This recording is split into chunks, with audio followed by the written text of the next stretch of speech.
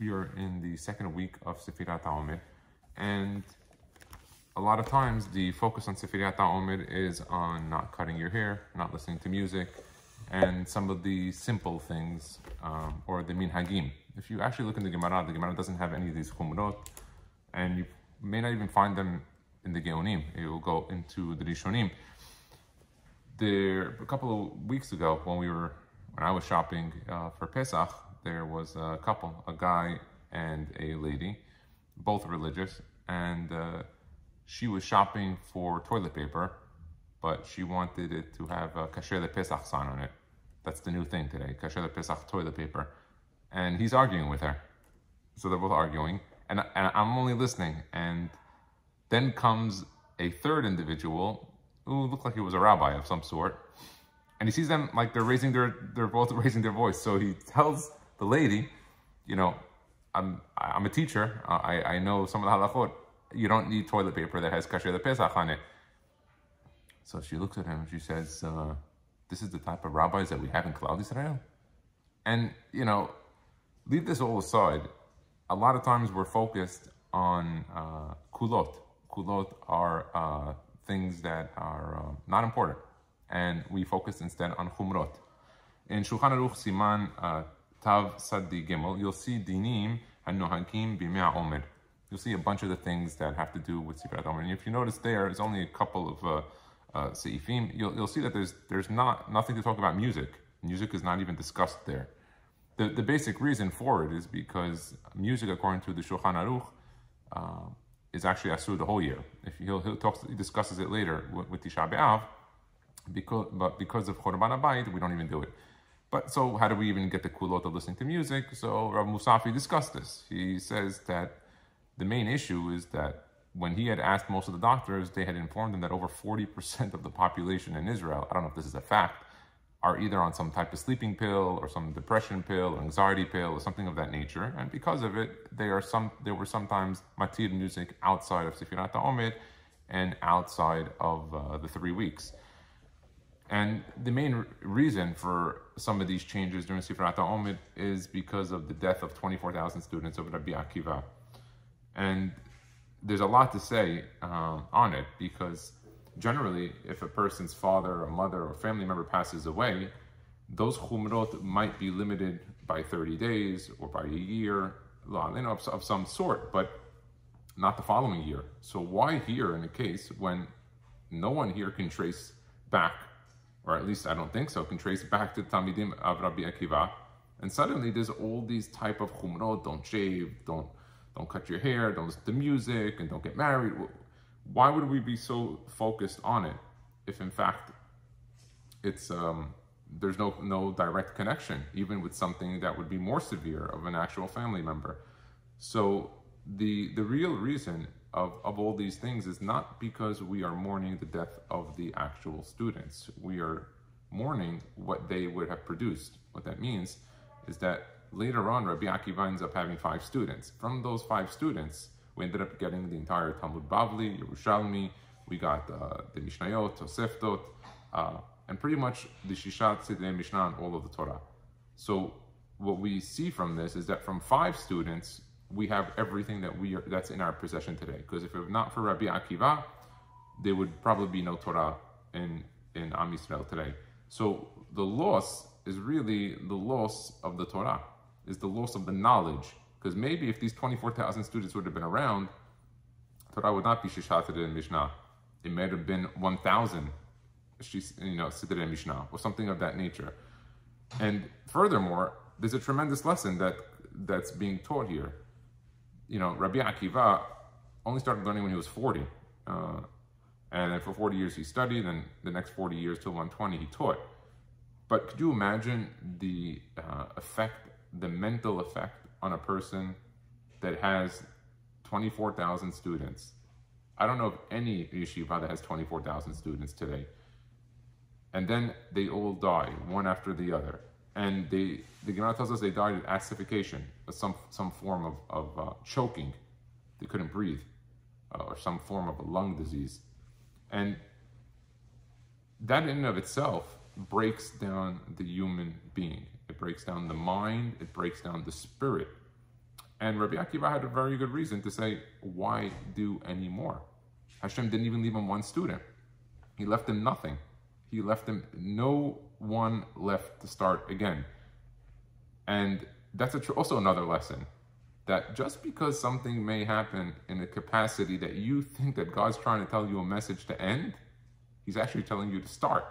Because Rabbi Akiva's restarting is actually the Torah and everything that we have today. So sometimes you might look at the situation, if Hashem wanted it, he would not have done this. Actually, no. That's nothing, that's the farthest thing from the truth. That actually might be the opposite. Maybe Hashem actually wants something even more. And those that you were investing in were not going to produce what was needed. So we're going to start again. And we're going to start in a different capacity. And I think that's a tremendous, tremendous lesson. And, if you look at Tisha B'Av, where the chumrot are less for Sfaradim, definitely during the 3 weeks. We don't have a lot of these chumrot. The person can get engaged or married during the 3 weeks. He can eat meat. He can do a lot of the things that are possible, with the exception of the 9 days. Maybe there might be stricter. Ashkenazim have it a little bit, have more chumrot. But don't kid yourself. During the 3 weeks, we lost the Beit HaMikdash. Millions of Jews were killed during the Churban HaBayit.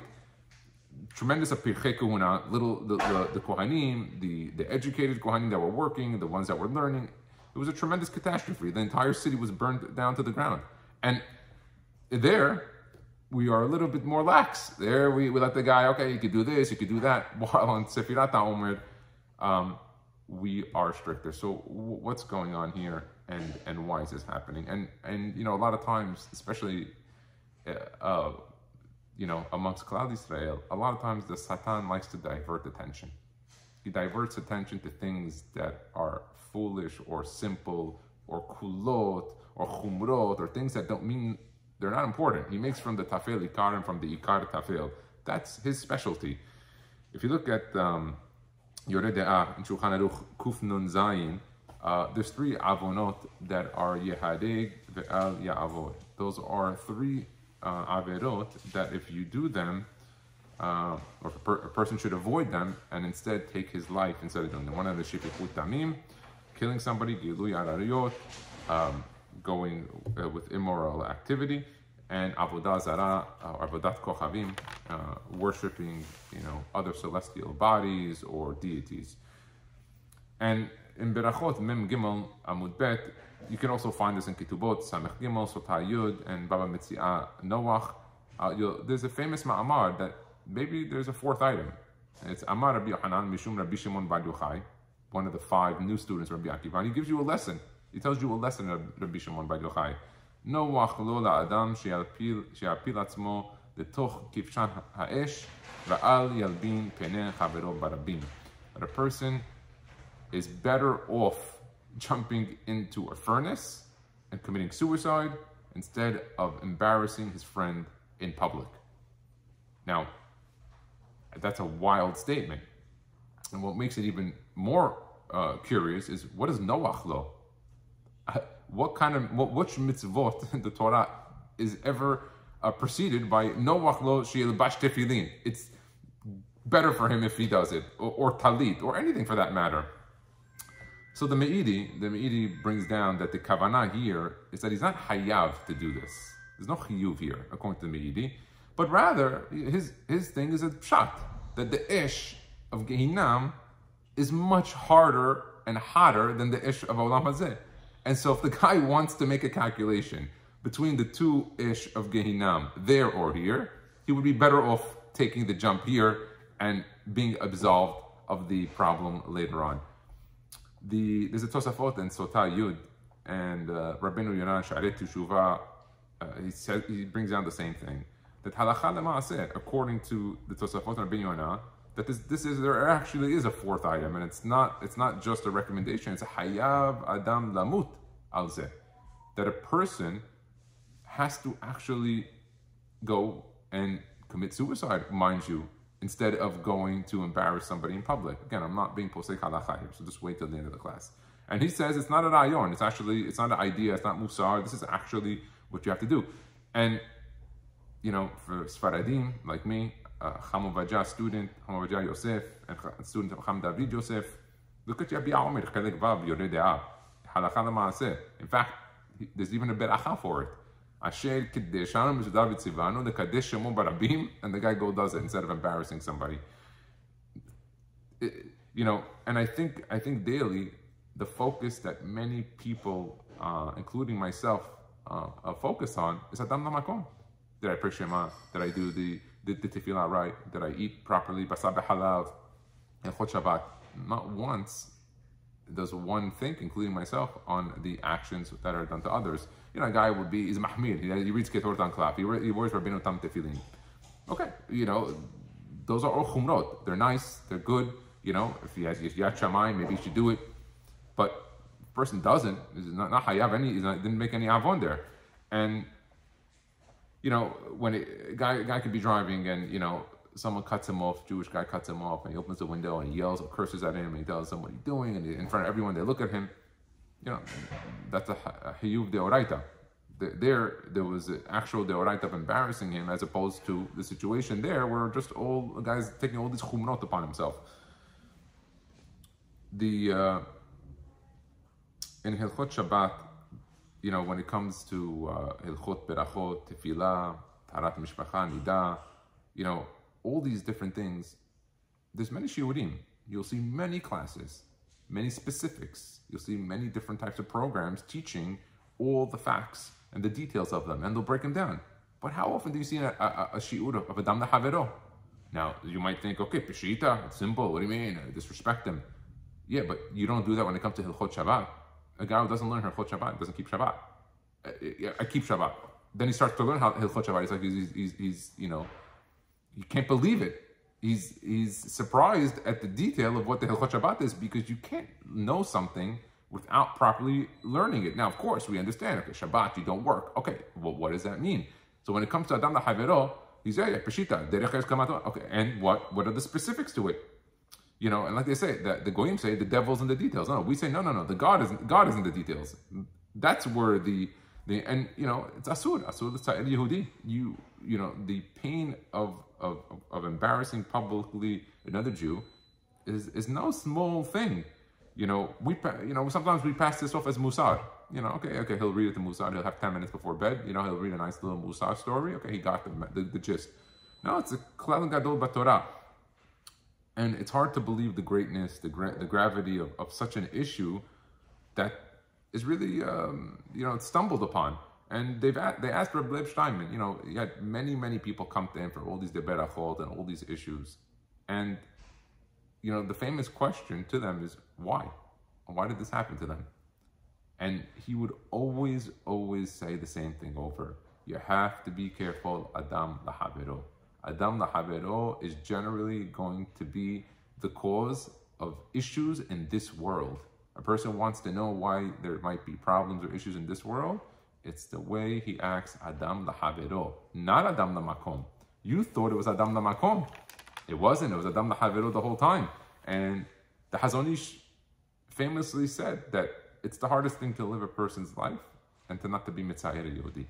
It's very hard to live a life without doing it, because you're around people, and people are going to be people, and people are going to do things, and they might be sometimes stupid things, or silly things, or foolish things, and you're observing it. And that's why he says it's the hardest thing to do. But of course, there is a tikkun, there is teshuvah, and teshuvah is mechaper, that's for sure. But a lot of times people just wait till Yom Kippur. Okay, Yom Kippur is coming, they go mefayes the guy. Who is matir now that you're just going to wait now till Yom Kippur, 4 minutes before Shki'ah, that you call the guy, you mochel me, you send him a text message, you send him a funny little a message on WhatsApp. Now I want to be mochel. Mochel what? What, are you joking me? The guy was embarrassed him in public. That wasn't an issue for him. That's okay. I'll send him 4 minutes before things. You mochel me. You mochel me. You mochel you. Okay, we're done. I think that's very far from what the reality of what's supposed to be done. The Pnei Yoshua in Baba Mitziah, Noach, Nuntet, you'll see them there. He has a better question on this Gemara. We know the famous Ma'amar Hamit Abed. What is the what is the judgment on a person that commits suicide? So if a person How can a person is going to commit suicide not to embarrass somebody, but he has no chelik l'olam haba? So what is this? Now, as a side note, I did a little quick research on this. There's no real makor on this statement, hamitabed en lo chelik l'olam haba. It's not in the Gemara, it's not in any Midrashim or Tosefta or any of the major writings. I did see hami'abed atzmo lada'at, but the suffix there is not en lo chelik l'olam haba. It just says hami'abed atzmo lada'at, and there's other discussions on it, not the en lo chelik. So where did this come from? You can find it in Midrash Talpiot. It's a Hatam Sofer, there's a Pnei Yoshua, and then of course the HaOmer Chamavaja. But the Pnei Yoshua says, why would Hazal be matir le'abed atzmo? Why would Hazal allow a person to commit suicide instead of embarrassing another person? For the basic shot reason that it's more grave to do that than it is to do that. Meaning, of course, okay, but the graver sin of the worst result is the other one, is the actual embarrassment. They're telling him it's better that he loses Olam Haba. Now, Olam Haba is not the next world. There's Olam Hazeh, there's Olam Ha'emet, Olam Haba, Gan Eden. They're all a lot of different things, but we're talking about Olam Haba here. Here, they said it's better off that he loses Olam Haba, and he'll be better off than following the other one. Now, the Pnei Yeshua says, quote, unquote, Pashutu, the Isur Zeh Hamur Mikol Yisurim Batorah. He says it's a very simple knowledge that this Isur is more stringent and worse than all of the Yisurim that are in the entire Torah. As a side note, a few years ago, I went to Vallarta, Pesach and Vallarta in Mexico, and there was a foodie there. They invited a lot of these foodies, from Instagram that have a lot of these social media profiles. They get them, they take photos, they discuss it, and they bring more traffic and marketing to the programs. So I met one of these guys, and I'll keep his name private, and he says to me, oh, my name is so-and-so. I said, oh, funny, I went to school with a guy with this last name. He goes, yeah, that's my brother. Oh, I'll go, okay. I go, God, great. And, we got friendly. The next time I saw him, it was like the afternoon, a couple of hours later, he says to me, you remember my brother? I go, yeah, of course I remember him. He goes, he said that you were not nice to him in school and that you said something to him. I go, what? I go, what are you talking about? He goes, yeah. He goes, that was the last time that you guys spoke. And I was looking at him and I couldn't believe what the guy was telling me. And mind you, I don't even remember his first name. And I have no clue what he was talking about. And here, this was at least 18 years after this happened. 18 years. I left high school. I went to Yeshiva of Flatbush. 18 years after. And his brother is mentioning to him that the only thing he remembered about me was that I made a comment to him. I thought that was, it was unbelievable how someone could remember that, but it's clear that people do. They remember it. And maybe this is why Rabbeinu Yonah tells us that Malbin Peneh Havero is worse than Rotzeach, because Rotzeach, it's a one action physical and the guy's gone. While when it comes to Malbin Peneh Havero, the guy, every time he remembers it, the guy gets, it's all affected from it. The emotion and the wound is always there. There's in Sha'arei Teshuvah Gimel Kuf Yud Aleph, there's a case in the Torah of Motzi Shem Ra, that today we do the Irusin, Kiddushin, and Nisuin, everything is in one. The engagement and the wedding is in one. Back in the day, at the times of the Gemara, and even later, till probably the 1600s maybe, generally they got engaged, and then they got married a year later. It took them time to prepare, get a house, get a place, whatever it is that both sides, the male and female, need to do. They had more time in order to do it. Now, the basic funny reason why we do it today is that we don't want to have a brit milah in between the Irusin and Kiddushin, so we do it all in one shot, so we don't have any issues. But amongst many other reasons. So there's a guy, and he gets engaged. He's 17 years old. He gets engaged to a girl, and after being engaged to the girl, he decides for one reason or another, after a while, and before the year's up, it's not for him. Now, the guy doesn't want to give her a get. Not that he doesn't want to give her a get. He doesn't want to be a guy that's 17 years old that that's carrying around this story. Every time a shadchan is going to ask him, it's get the whole thing. Nobody wants to hear that story. Usually they'll pass over and go to someone else. But he wants to be single. What is he supposed to do? And so they ask him, what's your option? He says, he wouldn't mind being an almach, a widow. It's funny. But they tell him, okay, but, that's not a choice that you have. That's only in the hands of, the Borei Olam or the lady. And what are we going to do? So the guy realizes the situation. So you can't get a haskama from the Borei Olam on this one. And the girl, she's not interested in that either. So instead, he hires 2 witnesses. 2 edim zomemim. He hires 2 witnesses. He pays them. And they tattletale to the Beit Din that this girl, Zinta, she went out with another guy. She did something with someone. And if that's the case, if they can prove it, she's chayab b'skila, killer, on the spot. They're going to get her and be maskiller.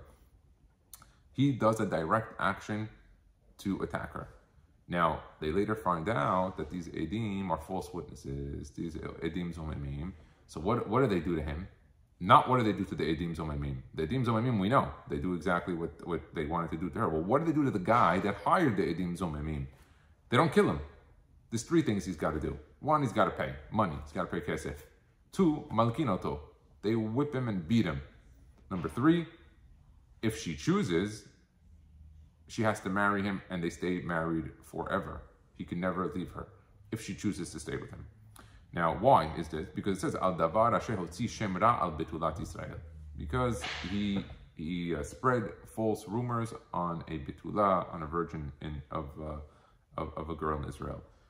Now, here, he did everything himself. This guy was the proprietor to the whole problem. But the Torah doesn't call him a murderer, even in essence, he attempted it. He hires a hitman. This guy's crazy. But the Torah calls him Hotzi Shemra al Betulat Yisrael. Why? Because that's the more stricter issue. The other one, yeah, it's a big problem. Don't underestimate it in any capacity. But it's the other one that is even stronger.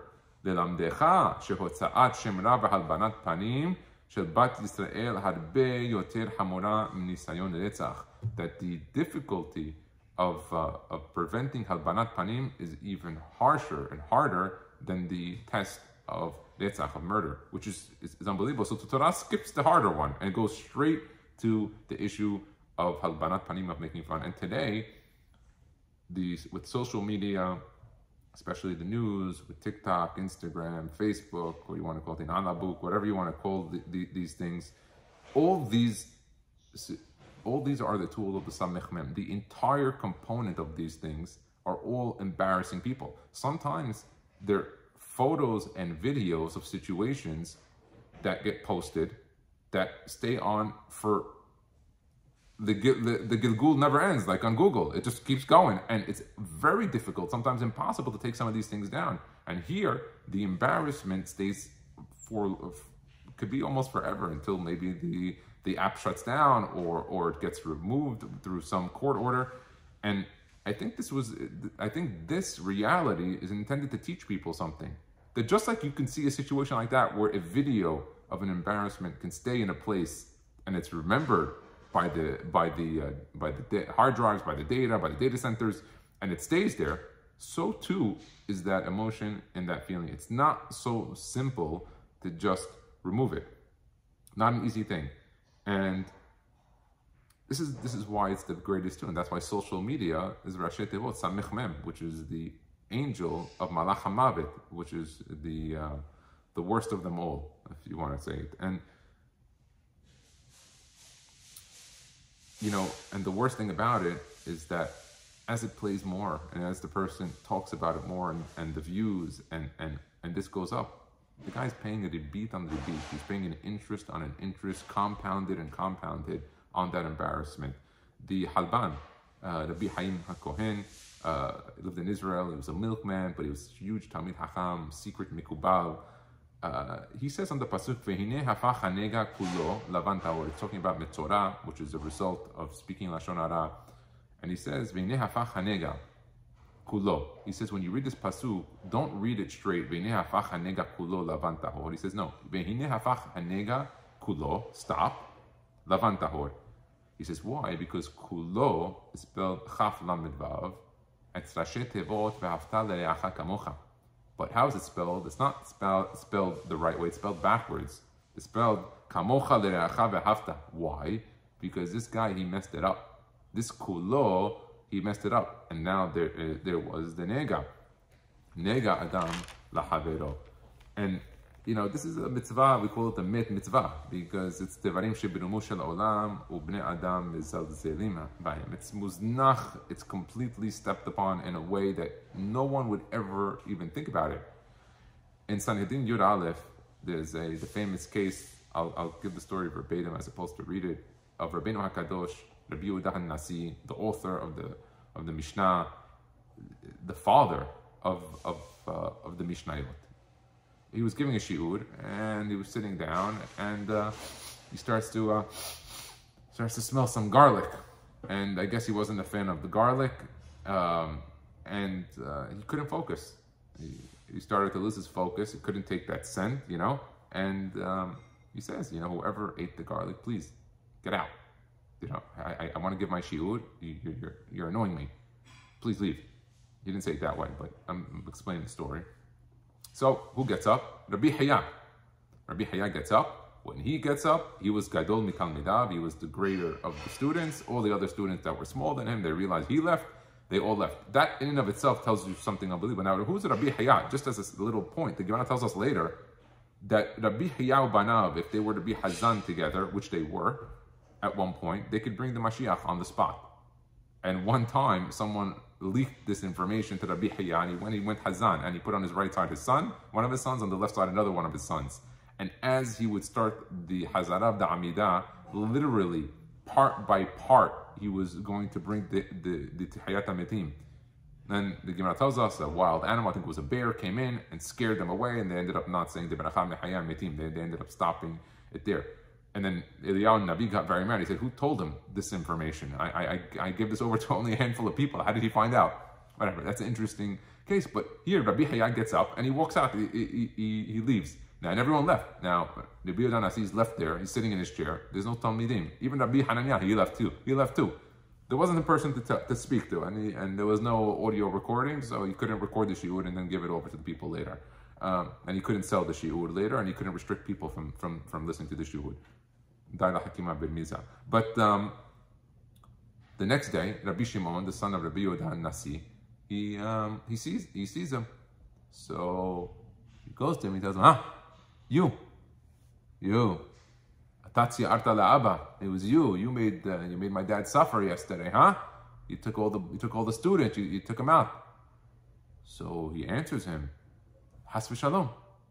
He tells him, Lo tiyeh kazot b'Yisrael. You can't do that. So I can't do this in Israel. We don't do this type of thing. So there's two opinions. There are two mefarshim I want to talk to you about them. One of them is Rashi. Rashi says, Rabbi Shimon was asking him, why did you eat the garlic? You're one of his students. You know my dad doesn't like garlic. You know Rabbi Yehuda HaNasi, my father. You know that already. You've been a student. You're the biggest of it. Why'd you eat it? That's Rashi opinion. The Maharsha says something else. Maharsha has a great explanation. He says, no. Rabbi Shimon knew it was not Rabbi Haya who ate the garlic, because he knows Rabbi Haya would never do something like that to his father. He knows Rabbi Haya is allergic to garlic. He doesn't like garlic. He tells him, I understand what was going on here, but how did you make a calculation to be mevatel the entire Shi'ur Torah and cancel it on the back of not embarrassing a guy that decided to eat garlic and come himself to shul? The guy should have stayed home. How did you make a determination that we're going to cancel this whole shiur? There's going to be no learning by Rabbi Yehuda HaNasi, mind you, the father of the Mishnayot, and we're canceling this whole shiur. Everyone can go. Where did you learn to get? Who gave you the shoulders and the idea to do that? And to that he says, Lo tiyeh kazot b'Yisrael. That even Rabbi Yehuda HaNasi's Torah, a shiur barabim, if it comes at the expense of embarrassing another Jew, it's not shaveh, not ba'olam hazeh, not ba'olam haba, not in the shamayim. That shiur is not shaveh. And mind you, halacha ke Rabbi Haya, not the other way. The halacha is like Rabbi Haya in this. There was a famous story of Chaim Brim, big tzaddik. He was giving a shiur, and before he started, he asked for a paper. So they got him a little computer paper, and they put it on the thing, and he started giving the shiur. And every time he would give the shiur, he would just look down like this on the thing, and then quote the thing. He stayed there for like 90 minutes giving the shiur, quoted like maybe 300 mekorot from this paper. And when he left, he walked out, he left the paper there. So they ran after him, and they said, "You forgot your paper." And they looked, and they noticed both sides were empty. So they told them, "What is this? Why were you looking at the paper? Why'd you even ask for the paper?" He said, I didn't need the paper. I was given this ba'al peh. I knew this Gemara, and I knew all the stuff's cold. He said, but the guy who spoke before me, who spoke really well, he's a good speaker, Darshan, he used the paper. And if I was going to get up there, and I'm going to now give the shiur without the paper, I'm going to be mitkabed b'klon havero. That ain't lo chaydak on my bike. Because I'm going to sit and get involved. Give me a paper. I'll look from it. And in this past few months ago, I went to Israel and I visited Rabbi Yitzhak Modiano in Hadera. Big Talmid Hacham. He's the most anti-smartphone internet phone rabbi I ever met in my entire life. He calls him the telephone of Masriach, whatever. He's very harsh against it. He was invited, and he tells the story. This is exactly how he said it. He said he was invited to speak professionally. He got invited to Darshan. He got invited to the Galil. They invited him to go speak somewhere. Now, before he spoke, he was the star speaker. They had an opening act. Now, the opening act speaker, for one reason or another, didn't even tell him. He was a Talmid Hacham in the room. And they told him, okay, Bahavot, speak some 2 minutes. Now, there were 80 people in the shul, and they put him on the spot. And he tried to wing it, but he winged it miserably. He starts, this week parasha, the Rashi says this, and the Kli Yakar argues, and the other guy, he didn't know what to do. They put him on the spot. He spoke for 5 or 6 minutes, and Rabbi Yitzchak Modano, he's the next one up. And he realized if he was going to get up right now, he prepared like 3-4 hours or so for the shiur. He had Mekorot, Shulchan Aruch. He was going to go back and forth. He would have killed the guy. The guy would have mooted on the spot from what he was about to reveal. And it would have completely embarrassed him. Now he's thinking, how am I supposed to get out of this? How am I going to get out of this? What does he do? He takes his phone and he goes, yeah, oh my God, where? What happened? Okay, don't cry. I'm coming. Give me 2 minutes. I'm coming. And he sketched a phone call of an emergency. Now the guy who invited him was sitting on the right side of him. The guy on the right side of him asked him what happened. He says, it was an emergency. I gotta leave right now. He said, yeah, but you should do that. He says, I didn't plan this call. I gotta get out of here quickly. You don't have to pay me. Everything's okay. And he picks up and he leaves. When he got back to the kollel the next day, he didn't even know if, obviously he assumed what he did was right. So he brought the question to the kollel. And they sat on this one. What do you do in a situation like this? Is it better he gets up there, he gives the class, or embarrass the guy? And then he didn't do it on purpose. He was invited. The other guy wasn't invited. The guy was put on the spot. One guy was invited. The other guy wasn't invited. Now he's going to not teach Torah, barabim. They brought this to Gedolei Bnei Brak, and they concluded that absolutely that was the right thing to do, and that he should not have given the speech as he had done. And the basis of it is that the kalon havero, the embarrassment of the friend in public, is a fire. It's a fire that burns, and people who know things that are hot, if you touch them, whether you have kavanah or not, they still are hot, and they still can burn. There's a famous story of Rabbi Akiva Eger. This is a great one. At like 14, 15, it was already known as a Ilui, finished Shas, and they set him up a Shidduch in Europe. And he was invited for a week to the new city to this very rich Gevir, his new father-in-law. And he was very excited. So that Shabbat, he came right before Shabbat, they invited him to speak, and they put him in front of everybody to speak. He gets up, and Rabbi Akiva Eger starts, he's going through basics, today is Shabbat, 7th day of the week. Hashem didn't work. And for that reason, we don't write. And we don't ride horses, we don't do milacha, and we don't cook. And one has to be careful, because on Shabbat, it's the day of rest. And he got down. After a couple of minutes, his father-in-law looks at him, and he's shocked. This is the Ilui that they told me. This is the one that's going to marry my daughter. I'm putting all this money. I'm the Gevir of the town. I'm willing to marry into it. He tells Rabbi Akiva, please, this is the wrong shidduch. We made a mistake. We're not interested. So Rabbi Akiva Eger said, okay, no issue here. I'll be just fine. And he says, but can I stay the full week? Because I'm here for a week. He said, yeah, you can stay a week. He stayed the week. And he had one more Shabbat there. The next Shabbat, he asks to get up and speak. And they refuse. And the Gvir says, what are you doing? Are you going to teach us now that on Purim we have to read the Megillah? Do us a favor, please. We got it. We saw what you taught us last week. We're enough. He says, no, give me 5 minutes. If you like my 5 minutes, you keep me. If not, it's okay. He gets up and he starts to go through a beautiful derasha, pilpul, gemariot, toseftot, mishnayot. He ties into the halacha. He says, look at that Rambam. He didn't see this, the Rabbi Gaon. And he goes back and forth and he starts to give an unbelievable shiur. And everyone is thrilled. Everyone is shocked at the brilliance of this Ilui that is 14, 15 years old. And so he gets down, and the Gvir, again, like a normal father-in-law, changes his mind every week. And he comes and says to him, the shidduch is on. We want the shidduch. You're fantastic. He goes, but what's going on here? We invited you last week. You were supposed to speak. You spoke. And you spoke on like things that a 4-year-old would have told me also. How did suddenly you...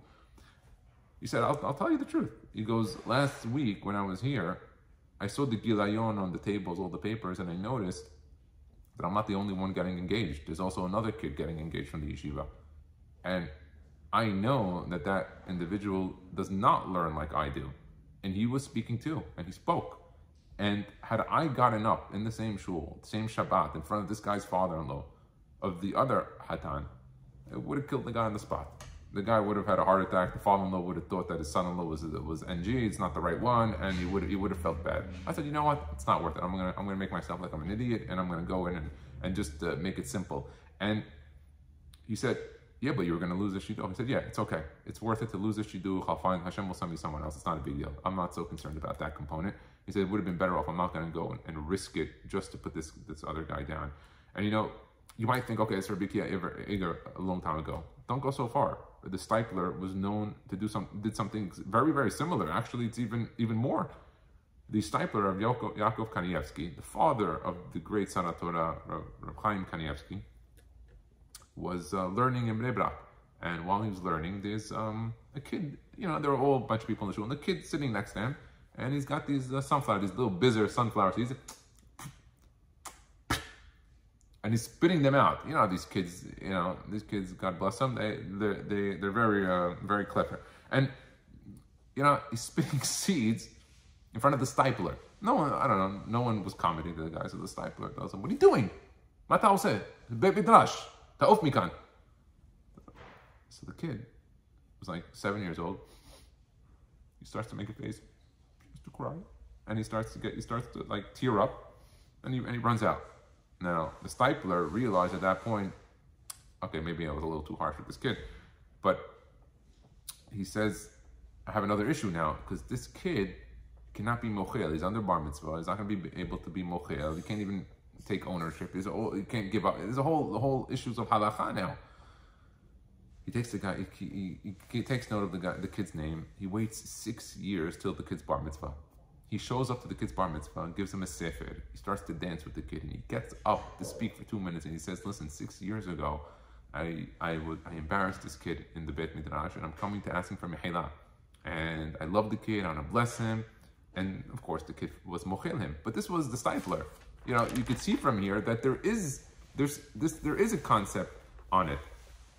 And listen, we are absolutely an Am Keshe Orif. And I think that's what kept us alive and together for all these years.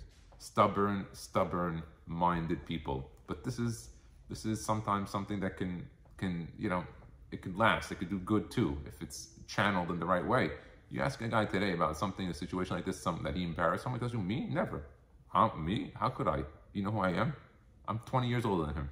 I'm going to do that? Do you know what I've learned? Do you know what I've acquired in my life? Forget it. The reality is, he's better off hunting down the guy here and not hunting obviously, but finding the guy and asking him for mehila, than trying to hunt him down in Gehinam to look for him. It's going to be much harder in Gehinam. Gehinam is like 60 times the size of Gan Eden. He's going to have a very hard time looking for him there to try to get that.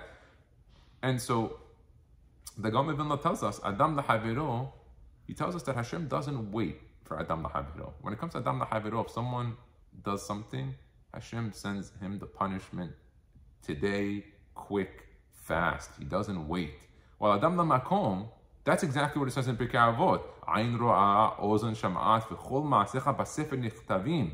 Yeah, ma'asecha ben Adam lamakom, habibi, not Adam lahaviro. It was Adam lamakom. Yeah, there, yeah, okay. Hashem ere hapayim, he's waiting, he knows you're going to come around. Adam lahaviro, if the guy has some zichuyot, he's lo alenu, he can get it right away. If the guy's a big rasha, Hashem doesn't punish him just yet. Hashem waits, because those big rashaim, Hashem has special gifts for them.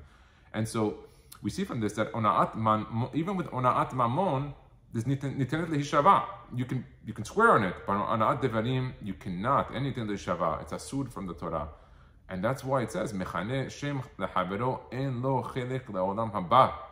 Person who makes a kinui on his friend. But what do you mean? You have guys that have kinuim all the time. He says when the kinui is a kavanah to embarrass the guy, meaning everyone calls him by that. But when you say it, you're saying it to embarrass him. He's yored legehinam ve'eno ole. He's never going to come out. I think that looking at all these components, one can now understand why Sefirat HaOmer has some of these chumrot and why Sefirat HaOmer is the ikar problem. That's why we spoke about this the other day, how there's a book by Dr. Gabor Mate, The Body Keeps Score, of how a person, when he doesn't release some of those emotions and feelings of somebody embarrassing him, the body can keep score, so he has to figure out a way how to do it. Now, I'm not encouraging Dr. Gabor Mate's opinions and everything, but he has a good point here. And this is why the Gemara in Eruvin Nundal tells us, Hash berosho ya'asok b'Torah. Hash bigrono ya'asok b'Torah. Hash b'me'av ya'asok b'Torah. Hash b'gufo ya'asok b'Torah. There's always be osik b'Torah. And what's hash? What hash? What do you mean? Is hash ke'ev? When the Gemara tells us ke'ev berosho, ke'ev bigrono. The Gemara was trying to tell us, if a guy is always hash berosho, he should be osik b'Torah, but on the most important component of the Torah, which is Adam lahaviro. Adam lahaviro, be osik. Don't be lomed Torah. Be osik b'Torah. It's like business. You got to calculate and see and go be osik. That's why it's hash, not ke'ev. Because hash is rashi tevot, sinat hinam. He goes, that's sinat hinam. That was the cause of this. And I think if we take this point, Sefirat HaOmer will have a much more important part of our life, and we'll be much more careful in Adam lahaviro. Shabbat shalom.